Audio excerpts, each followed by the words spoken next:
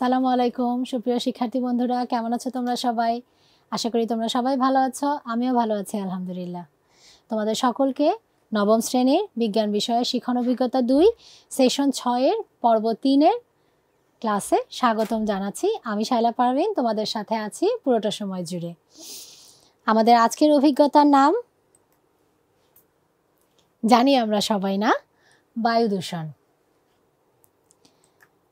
আমরা কিন্তু এটার এই সেশনের দ্বিতীয় পর্বে রাদারফোর্ড এবং বোর পরমাণু মডেল দুটি সম্পর্কে বিস্তারিত পড়ে নিয়ে দলে আলোচনা করে ছকে লিখতে হবে সেই বিষয়ে নির্দেশনা দিয়ে দিয়েছিলাম, ঠিক তো? এখন আসো পরমাণুর বিন্যাস সম্পর্কে রাদারফোর্ডের পরমাণু মডেলের মূল বক্তব্যগুলো কি কি ছিল সেটা আমরা একটু ছকে লিখে আসি। দেখো, পরমাণুর কেন্দ্রে ধনাত্মক চার্জযুক্ত অত্যন্ত ক্ষুদ্র নিউক্লিয়াস এবং পরমাণুর অভ্যন্তরে অধিকাংশ জায়গায় ফাঁকা। নিউক্লিয়াসের অভ্যন্তরে অবস্থিত প্রোটন ও নিউট্রনের ভরই পরমাণুর ভর হিসেবে বিবেচিত হয়। তাহলে আমরা কি বলতে পারি যে পরমাণুর কেন্দ্রে ধনাত্মক চার্জযুক্ত অত্যন্ত ক্ষুদ্র নিউক্লিয়াস বিদ্যমান থাকে এবং পরমাণুর অভ্যন্তরের অধিকাংশ জায়গায় ফাঁকা এবং পরমাণুর প্রায় সবটুকু ভরই বা প্রোটন ও নিউট্রনের ভরই কিন্তু পরমাণুর ভর হিসেবে বিবেচিত হয়। এরপরে দেখো, পরমাণুর নিউক্লিয়াসের চতুর্দিকে ইলেকট্রন নামক ঋণাত্মক কণিকা সর্বদা ঘূর্ণায়মান থাকে। কিভাবে থাকে সেই বিষয়েও কিন্তু রাদারফোর্ড বলেছিলেন যে নিউক্লিয়াসের চার্জটা হচ্ছে ধনাত্মক আর ইলেকট্রন হচ্ছে ঋণাত্মক। এই পজিটিভ এবং নেগেটিভের মধ্যে একটা আকর্ষণের কারণেই কিন্তু ইলেকট্রনটা সর্বদা নিউক্লিয়াসকে বা ধনাত্মক নিউক্লিয়াসকে কেন্দ্র করে ঘূর্ণায়মান থাকে। নিউক্লিয়াসের ধনাত্মক চার্জযুক্ত প্রোটন সংখ্যা উহার চতুর্দিকে ঘূর্ণায়মান ঋণাত্মক চার্জযুক্ত ইলেকট্রন সংখ্যা পরস্পর সমান বলে পরমাণু বিদ্যুৎ নিরপেক্ষ। পরমাণু নিউক্লিয়াসেও ইলেকট্রনের মধ্যে বিরাজিত কেন্দ্রমুখী স্থির বৈদ্যুতিক আকর্ষণ বলের কারণে ইলেকট্রন সমূহ ঘূর্ণায়মান থাকে। তাহলে আমরা কিন্তু রাদারফোর্ডের মডেলের কয়টা বৈশিষ্ট্য লিখতে পারি? 4টা বৈশিষ্ট্য লিখতে পারি। আমি আবার একটু তোমাদের জন্য রিপিটেশনে যাচ্ছি। একটা হচ্ছে পরমাণুর কেন্দ্রে ধনাত্মক চার্জযুক্ত অত্যন্ত ক্ষুদ্র নিউক্লিয়াস বিদ্যমান এবং পরমাণুর অভ্যন্তরে অধিকাংশ জায়গায় ফাঁকা থাকে। কেন্দ্র ধনাত্মক, অধিকাংশ জায়গা ফাঁকা। নিউক্লিয়াসের অভ্যন্তরের প্রোটন আর নিউট্রনের ভরই কি? পরমাণুর পুরোটা ভর। পরমাণু নিউক্লিয়াসের চতুর্দিকে ইলেকট্রন নামক ঋণাত্মক কণিকা ঘূর্ণায়মান থাকে। আরেকটা হচ্ছে পরমাণুর নিউক্লিয়াসের ধনাত্মক চার্জযুক্ত প্রোটন এবং উহার চতুর্দিকে ঘূর্ণায়মান ঋণাত্মক চার্জযুক্ত ইলেকট্রনের সংখ্যা পরস্পর সমান থাকে বলে পরমাণু কেমন হয়? বিদ্যুৎ নিরপেক্ষ। অর্থাৎ +11 -11 কি হবে? 0। যে কয়টা ধনাত্মক চার্জ সমান সংখ্যক ঋণাত্মক চার্জ বিশিষ্ট ইলেকট্রন, এই জন্য তাদের কি কোনো চার্জ থাকে না, অর্থাৎ তারা বিদ্যুৎ নিরপেক্ষ হয়ে থাকে। আরেকটা বলেছে যে পরমাণুর নিউক্লিয়াস এবং ইলেকট্রনের বিরাজিত যে স্থির বৈদ্যুতিক আকর্ষণ বল, এই কারণেই কিন্তু কি হয়, ওই যে প্লাস এবং মাইনাসের মধ্যে একটা আকর্ষণ বল কাজ করে, এই স্থির বৈদ্যুতিক আকর্ষণ বলের কারণেই কিন্তু ইলেকট্রনগুলো কি হয়, সর্বদা নিউক্লিয়াসকে কেন্দ্র করে ঘূর্ণায়মান থাকে। এই ছিল আমাদের রাদারফোর্ডের মডেলের মূল বক্তব্য। এবার আসো নিলস বোরের মডেলের মূল বক্তব্যগুলো কি কি ছিল। পরমাণুতে ইলেকট্রনগুলো নিউক্লিয়াসকে কেন্দ্র করে তার কতগুলো অনুমোদিত বৃত্তাকার কক্ষপথে ঘুরে। অনুমোদিত বৃত্তাকার কক্ষপথগুলোকে প্রধান কক্ষপথ বা শক্তি স্তর বলে। এই শক্তি স্তরে ইলেকট্রনগুলো ঘূর্ণনের সময় কোনো শক্তি শোষণও করে না, বিকিরণও করে না। প্রধান শক্তি স্তরগুলোকে N দিয়ে প্রকাশ করা হয়। N এর মান যদি 1 হয় তাহলে সেই প্রধান শক্তি স্তরকে K শেল, N এর মান 2 হলে সেটাকে বলা হয় L শেল, N এর মান 3 হলে সেটাকে বলা হয় M শেল, N এর মান 4 হলে প্রধান শক্তি স্তরকে বলা হয় N শেল। তাহলে এই যে নিলস বোর বলছিলেন যে কতগুলো অনুমোদিত বৃত্তাকার কক্ষপথে পরমাণুতে ইলেকট্রনগুলো ঘূর্ণায়মান থাকে, সেই বৃত্তাকার অনুমোদিত কক্ষপথগুলোকে বলা হয় প্রধান শক্তি স্তর, যেগুলোকে আমরা n = 1 2 3 4 দিয়ে প্রকাশ করি। এবং যদি আমরা এটাকে অ্যালফাবেট দিয়ে প্রকাশ করতে চাই তাহলে সেটা হচ্ছে KL MN দিয়ে প্রকাশ করতে পারি। n = 1 হলে সেটা K শেল, n = 2 হলে L, এভাবে n = 4 হলে সেটাকে আমরা N শেল দিয়ে প্রকাশ করতে পারি। এবং তিনি আরও বলেছিলেন যে যেই শেলে n এর মানটা কম থাকে সেটা আসলে কি হয়, সবচেয়ে কাছের শক্তি স্তর হয়, এবং যেই শেলে n এর মান বেশি থাকে সেটা হচ্ছে সবচেয়ে দূরের এবং উচ্চ শক্তি স্তর হয়ে থাকে। কোনো প্রধান শক্তি স্তরে ইলেকট্রন ঘূর্ণনের সময় কোনো শক্তি শোষণও করে না বা বিকিরণও করে না। বাইরে থেকে শক্তি যদি শুধুমাত্র প্রদান করা হয় তাহলেই সেই শক্তি শোষণ করে ইলেকট্রন নিম্ন শক্তি স্তর থেকে উচ্চ শক্তি স্তরে যায়, আবার উচ্চ শক্তি স্তর থেকে নিম্ন শক্তি স্তরে আসে। আবার যদি ইলেকট্রন উচ্চ শক্তি স্তর থেকে নিম্ন শক্তি স্তরে যায় তখন কি হয়, শক্তি বিকিরিত হয়। এরপরে উনি বলেছেন যে শোষিত বা বিকিরিত শক্তির পরিমাপকে আমরা কি দিয়ে প্রকাশ করি, ডেল ই, এবং যদি আমরা দুটো শক্তির লেভেলকে E1 এবং E2 দিয়ে প্রকাশ করে থাকি তাহলে ডেল ই সমান সমান হচ্ছে আমাদের E2 - E1 সমান সমান h মিউ। এখানে শক্তি স্তর দুটি E1 এবং E2, এটার পার্থক্যের সমান হচ্ছে ডেল ই যেটা, এবং প্ল্যাঙ্কের সমীকরণ দ্বারা নির্ধারিত হয় h এর মানটা। সমীকরণটি এরকম, ডেল ই = E2 - E1 সমান সমান h মিউ। এরপরে দেখো এখানে ডেল ই হচ্ছে শোষিত বা নির্গত শক্তি এবং h হচ্ছে প্ল্যাঙ্কের ধ্রুবক, যেটার মান হচ্ছে 6.626 × 10⁻, এই 10⁻ উপরের সংখ্যাটা এখানেও আসেনি, আমি অত্যন্ত দুঃখিত, এটা একটু তোমরা বই থেকে দেখে নিবে। এখানে এটার মান হচ্ছে 10⁻⁻34 10⁻⁻34 metre square KG per second. একটু ভুল আছে এই জায়গাটা, তোমরা একটু খেয়াল করে নিও, বইয়ের মানটা দেখো, ঠিক আছে। আর এখানে মিউ হচ্ছে নির্গত বা শোষিত শক্তি, ইলেকট্রোম্যাগনেটিক বিকিরণের ফ্রিকোয়েন্সি এটা। বোর মডেল আরেকটা জিনিস করতে পেরেছিল, সেটা হচ্ছে হাইড্রোজেন এর মৌলের থেকে নির্গত এই যে শক্তি দিয়ে সৃষ্ট আলোর যে পারমাণবিক বর্ণালী সেটা কিন্তু বোর মডেল ব্যাখ্যা করতে পেরেছিল। শুধু হাইড্রোজেন মডেল না, হাইড্রোজেন পরমাণু না, এক ইলেকট্রন বিশিষ্ট পরমাণুগুলো যেমন হতে পারে হিলিয়াম প্লাস এক ইলেকট্রন বিশিষ্ট আয়ন, আবার হতে পারে লিথিয়াম 2+, আমরা জানি লিথিয়ামের 3টি ইলেকট্রন থাকে, যদি দুটো ত্যাগ করে দেয় তাহলে একটা ত্যাগ করে দেয় তাহলে লিথিয়াম 2+, যদি দুটো ইলেকট্রন ত্যাগ করে তাহলে লিথিয়াম 2+ হয়। তো এই যে এক ইলেকট্রন বিশিষ্ট আয়ন অথবা এক ইলেকট্রন বিশিষ্ট পরমাণু, এরকম সবগুলোরই মানে একটা ইলেকট্রন যার থাকবে তারই কিন্তু পারমাণবিক বর্ণালী নিলস বোর সঠিকভাবে ব্যাখ্যা করতে পেরেছিলেন।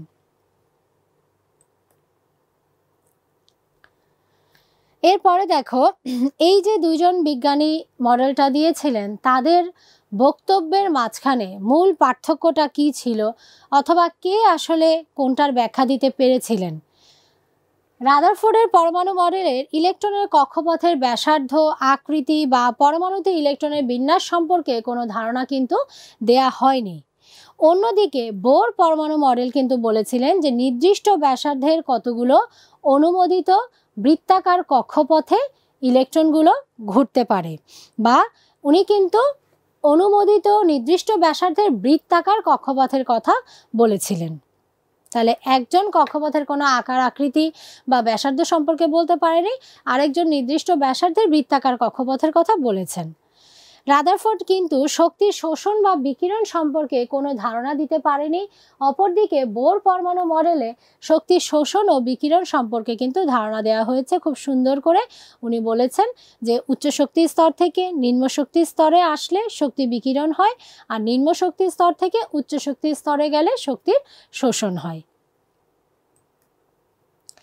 এছাড়াও রাদারফোর্ডের পরমাণু মডেলের সাহায্যে পারমাণবিক বর্ণালী ব্যাখ্যা করা যায় না, অন্যদিকে বোরের পরমাণু মডেলের সাহায্যে কিন্তু এক ইলেকট্রন বিশিষ্ট পরমাণুর বা হাইড্রোজেন মৌলের পারমাণবিক বর্ণালী ব্যাখ্যা করা সম্ভব হয়েছে। এই সেশনে তোমাদেরকে একটি বাড়ির কাজ দেয়া আছে। দেখো, ষষ্ঠ সেশনের শেষে একটা বাড়ির কাজ আছে। পরবর্তী 3 সপ্তাহ জুড়ে, আজকে তোমাদের যেই সেশনটা শেষ হলো, এর পরের 3 সপ্তাহ জুড়ে তোমাদের কাজ হবে এলাকার বায়ু দূষণ সম্পর্কে বিস্তারিত তথ্য সংগ্রহ করা।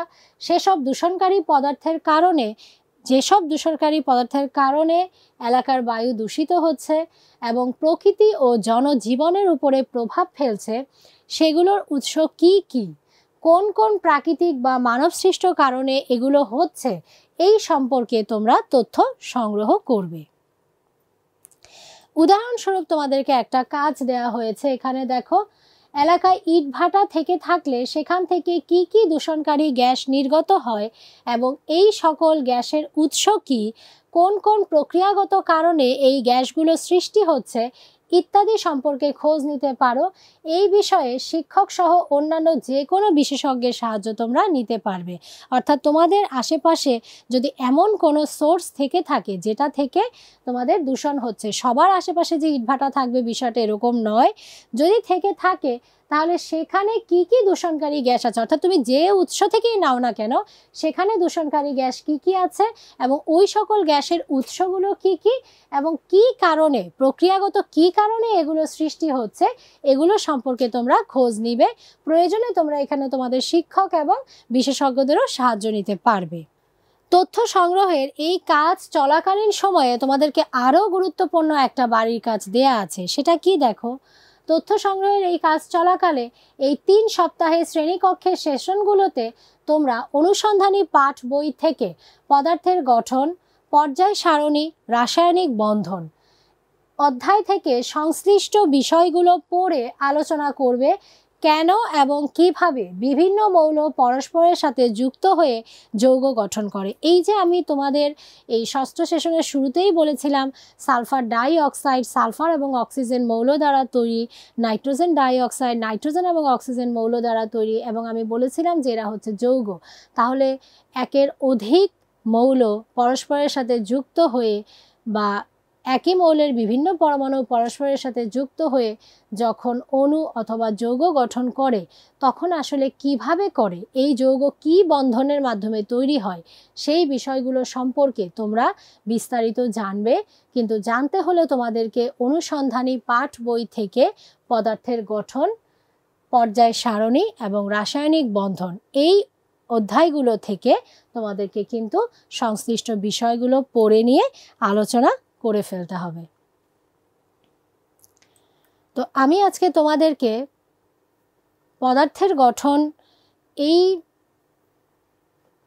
চ্যাপ্টারটার বা এই আমরা যে বায়ু দূষণ অভিজ্ঞতাটা শুরু করেছি, এটার পরবর্তীতে যে সেশনগুলো আছে, সপ্তম এবং অষ্টম সেশন, ওই সেশনটা পড়ানোর জন্য, অর্থাৎ ইলেকট্রন বিন্যাস এবং ইলেকট্রন বিন্যাসের নীতি বা এই যে তোমাদের যে যৌগ গঠন পড়তে বলেছে, এই বিষয়গুলো জানার জন্য তোমাদের প্রাইমারিলি যে বিষয়টা প্রথমে জানা দরকার সেটা হচ্ছে তোমাদেরকে আগে মৌল চিনতে হবে, মৌলের পারমাণবিক সংখ্যা জানতে হবে, মৌলের ভর সংখ্যা জানতে হবে, মৌলের ইলেকট্রন বিন্যাস জানতে হবে। এই ইলেকট্রন বিন্যাস জানার পরেই কিন্তু তুমি বুঝতে পারবে যে কোনটা ধাতু কোনটা অধাতু, কার মধ্যে কি বন্ধন হবে, কি বন্ধনের মাধ্যমে যৌগ গঠন করবে। তো প্রথমেই যেটা জানতে হচ্ছে সেটা হচ্ছে আমাকে মৌল চিনতে হচ্ছে এবং মৌলের পারমাণবিক সংখ্যা, মৌলের অবস্থান আমাকে জানতে হচ্ছে। তাহলে মৌলের অবস্থানটা জানার জন্য যে জিনিসটা আমাকে সবচেয়ে বেশি সহায়তা করবে সেটা হচ্ছে পর্যায় সারণী। দেখো, পর্যায় সারণী অভিজ্ঞতাটাও কিন্তু তোমাদেরকে এই 3 সপ্তাহ বাড়ির কাজ চলাকালীন সময়ে পড়তে বলা হয়েছে। আমি তোমাদেরকে একটু সহায়তা করছি। এখানে পর্যায় সারণীর এটা হচ্ছে ফার্স্ট হাফ অংশ আমি দেখিয়েছি।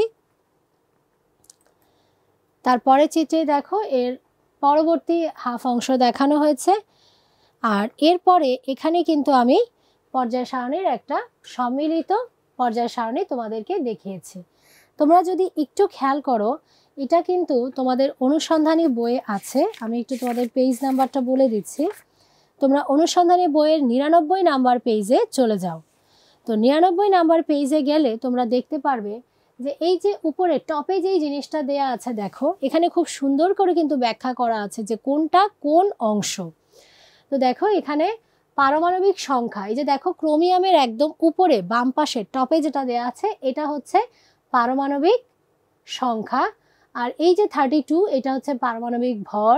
ক্রোমিয়ামের পর্যায় সংখ্যা 4 আর নামটা হচ্ছে ক্রোমিয়াম, এটার গ্রুপ সংখ্যা হচ্ছে 6। তো এখন তোমরা দেখো এই যে পুরো পর্যায় সারণী, এই পুরো পর্যায় সারণীতে এইভাবে যে রেখাগুলো আছে, ঠিক আছে, অনুভূমিক যে রেখাগুলো আছে এগুলোকে বলা হয় হচ্ছে আমাদের পর্যায়, আর উলম্বভাবে যে রেখাগুলো আছে অর্থাৎ এরকম খাড়া লম্বভাবে যে রেখাগুলো আছে এগুলোকে আমাদের বলে গ্রুপ। তাহলে আমরা যদি একটু ভালো করে খেয়াল করি আমরা কি দেখতে পারি, দেখো এখানে কয়টি পর্যায় আছে, দেখো লাল কালি দিয়ে কিন্তু বাম পাশে লেখা আছে 1 2 3 4 5 6 7, এখানে 7টা কিন্তু আমাদের কি আছে, পর্যায় আছে। আর গ্রুপ কয়টা আছে দেখো এখানে কিন্তু আমরা 1 2 3 4 5 6 করে প্রায় 18টা নাম্বার দেখতে পাচ্ছি। আর দেখো পর্যায় সারণী থেকে কিন্তু আলাদা করে রাখা হয়েছে কি ল্যান্থোনাইড সারি এবং অ্যাক্টিনাইড সারি। তোমরা সবাই একটু তোমাদের বইয়ের পর্যায় সারণীটা খোলো, দেখো আমি এখানে তোমাদের জন্য একটি পর্যায় সারণীর কপি দেখাচ্ছি তোমাদেরকে। দেখো এখানে এরকম একটা পর্যায় সারণী কিন্তু দেয়া আছে, সবাই দেখতে পাচ্ছ নিশ্চয়ই। তো এখানে কিন্তু আমাদের এই যে পর্যায় সারণীটা আছে এখানে আমাদের এই মৌলগুলো উল্লেখ করা আছে। এরকম পর্যায় সারণী তোমাদের বই ছাড়াও তোমরা যে কোনো জায়গা থেকে এটা কিন্তু কালেক্ট করতে পারো। তো এটা তোমাদের দেখানোর যে উদ্দেশ্যটা সেটা হচ্ছে পর্যায় সারণীর এই যে মৌলগুলো আছে, দেখো প্রথম যে মৌল সেটা হচ্ছে হাইড্রোজেন, 1 নম্বর পারমাণবিক সংখ্যা। 2 নম্বরটাই কিন্তু হচ্ছে আবার এখানে দেখো হিলিয়াম। 3 নম্বর মৌলটা হচ্ছে লিথিয়াম, 4 নম্বর পারমাণবিক সংখ্যা হচ্ছে বেরিলিয়াম। তারপরে দেখো এই যে 5 এটা হচ্ছে boron, carbon 6, nitrogen 7, oxygen 8, fluorine 9, নিয়ন 10। এইভাবে কিন্তু তোমাদেরকে যদি সচরাচর যে মৌলগুলো আছে এগুলো জানতে হয়, ব্যাখ্যা করতে হয়, যৌগ গঠন ব্যাখ্যা করতে হয়, তাহলে কিন্তু মিনিমাম 40 থেকে 50টা পুরো পর্যায় সারণী সম্পর্কেই তোমার ধারণা থাকতে হবে। পর্যায় সারণীকে তোমার চিনতে হবে, জানতে হবে, মৌলগুলোর নাম জানতে হবে, মৌলগুলোর পারমাণবিক সংখ্যা জানতে হবে, ভর জানতে হবে। আমি আবার বলছি পর্যায় সারণীর মধ্যে এই যে দেখো বামে যেটা আছে সেটা হচ্ছে তার পারমাণবিক সংখ্যা বামের উপরে, আর ডানে যেটা আছে এটা হচ্ছে ভর, এবং কোনটা কি দিয়ে বুঝিয়েছে এই সারণীতে এটা কিন্তু শুরুতে ক্রোমিয়াম মৌল দিয়ে বোঝানো আছে। তাহলে এখন আমি যদি বলি তোমাদেরকে, বলো তো আমাকে অ্যালুমিনিয়ামের ক্ষেত্রে এর পারমাণবিক সংখ্যা কত এবং ভর কত? চমৎকার, তোমরা ঠিকই বলেছ, অ্যালুমিনিয়ামের পারমাণবিক সংখ্যা হচ্ছে 13 আর ভর হচ্ছে 27। এইভাবে তোমরা মিনিমাম 40টা বা 50টা মৌলের পারমাণবিক সংখ্যা, পারমাণবিক ভর এবং মৌলগুলোর নাম মুখস্থ করে ফেলতে হবে, যাতে যখন আমরা ইলেকট্রন বিন্যাস করতে যাব, আমি যদি বলি সোডিয়ামের ইলেকট্রন বিন্যাস করো, তুমি যদি ইলেকট্রন বিন্যাস করতে গিয়ে নাই জানো যে এটার পারমাণবিক সংখ্যা কত, তুমি কিভাবে ইলেকট্রন বিন্যাস করবে? তো এই জন্য কিন্তু ইলেকট্রন বিন্যাসে যেতে হলে, যৌগ গঠনে যেতে হলে সবচেয়ে প্রথম যেটা জানতে হবে সেটা হচ্ছে পর্যায় সারণীর মিনিমাম 50 মৌল সম্পর্কে তোমার মুখস্থ ধারণা থাকতে হবে, আর পুরো পর্যায় সারণী সম্পর্কে তোমার ধারণা তো থাকতে হবেই, এটা তো বলাই বাহুল্য, এখানে আর বলার কিছু নেই। তোমরা পুরো পর্যায় সারণী ভালো করে জেনে এই মৌলগুলো সম্পর্কে ধারণা নেবে। তো এখন আসো পর্যায় সারণী যেটা বললাম, এই পর্যায় সারণীটা আসলে তোমাদের সাথে একটু বলি, সেটা হচ্ছে আন্তর্জাতিক রসায়ন ও ফলিত রসায়ন সংস্থা IUPAC, international union of pure and applied chemistry এখন পর্যন্ত মোট 118টি মৌলের সন্ধান পেয়েছে। এই 118টি মৌলের মধ্যে বেশিরভাগ মৌলই প্রকৃতিতে পাওয়া যায়, আর কিছু মৌল গবেষণাগারে তৈরি হয়েছে। বিজ্ঞানী ল্যাভোইসিয়ে মাত্র 33টি মৌল নিয়ে ছক তৈরির কাজ শুরু করেছিলেন। মেন্ডেলিভ কাজ করেছিলেন 63টি মৌল নিয়ে এবং 4টি অনাবিষ্কৃত মৌল নিয়ে। বর্তমানে সেটি 118টি মৌল নিয়ে তৈরি করা হয়েছে আধুনিক পর্যায় সারণী। পর্যায় সারণীতে মৌলগুলো তার পারমাণবিক সংখ্যা দিয়ে ধারাবাহিকভাবে সাজানো আছে, যেটা আমি বললাম। প্রথমে দেখালাম 1, তারপর ওখানে দেখালাম 2, তারপরে 3, 4, 5, 6, দেখবে তোমরা এরকম সিরিয়ালি কিন্তু পারমাণবিক সংখ্যা ধরে আছে। তো পর্যায় সারণীতে মৌলগুলো তার পারমাণবিক সংখ্যা দিয়ে ধারাবাহিকভাবে সাজানো আছে, তাই শুধু এই সংখ্যাটি জানা থাকলেই কিন্তু আমরা পর্যায় সারণীতে মৌলটির অবস্থান বের করে ফেলতে পারবো। তারপরেও পর্যায় সারণী সম্পর্কে আরেকটু গভীরভাবে জানার জন্য মৌলের ইলেকট্রন বিন্যাসের সাথে পরিচিত হওয়ার জন্য আমরা কোনো একটি মৌল পর্যায় সারণীর কোন গ্রুপ এবং কোন পিরিয়ডে আছে তা বের করার জন্য মৌলটির ইলেকট্রন বিন্যাসের সাহায্য নিতে পারি। এই পর্যায় সারণীর এই মৌলের গ্রুপ এবং পর্যায় বের করার সিস্টেমটা আমরা অন্য সেশনে জানবো ইনশাআল্লাহ। কোনো মৌলের ইলেকট্রন বিন্যাসের মাধ্যমে সেটি কত নম্বর পিরিয়ডে আছে এবং কত গ্রুপে অবস্থান করছে সেটা জানা সম্ভব, অর্থাৎ ইলেকট্রন বিন্যাসই পর্যায় সারণীর মূল ভিত্তি। এই ইলেকট্রন বিন্যাস সম্পর্কে কিন্তু আমরা এই বায়ু দূষণ অভিজ্ঞতার সপ্তম এবং অষ্টম সেশনে ইনশাআল্লাহ জানবো।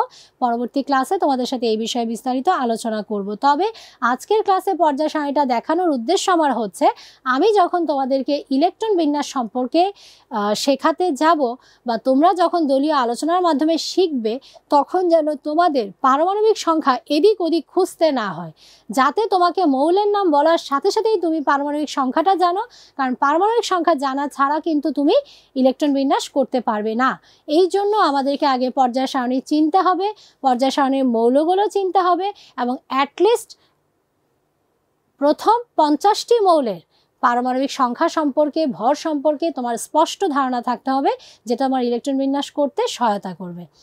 তোমাদের সকলকে ধন্যবাদ। আশা করি তোমরা রাদারফোর্ড এবং নিলস বোরের মডেলের ত্রুটি, সাফল্য সব কিছু খুব সুন্দরভাবে বুঝতে পেরেছো। আজকে আমি যেই কাজটা দিলাম, যদিও আজকের সেশনে বাড়ির কাজটা তোমাদের 3 সপ্তাহ ধরে করতে বলা হয়েছে, বাট আমি তোমাদেরকে যে বাড়ির কাজটা দিলাম সেটা হচ্ছে অবশ্যই তোমরা পর্যায় সারণী সম্পর্কে বিস্তারিত ধারণা অর্জন করে তারপরে পরবর্তী যে 3টা অধ্যায় তোমাদের পড়ার কথা বলেছে, পরমাণুর গঠন,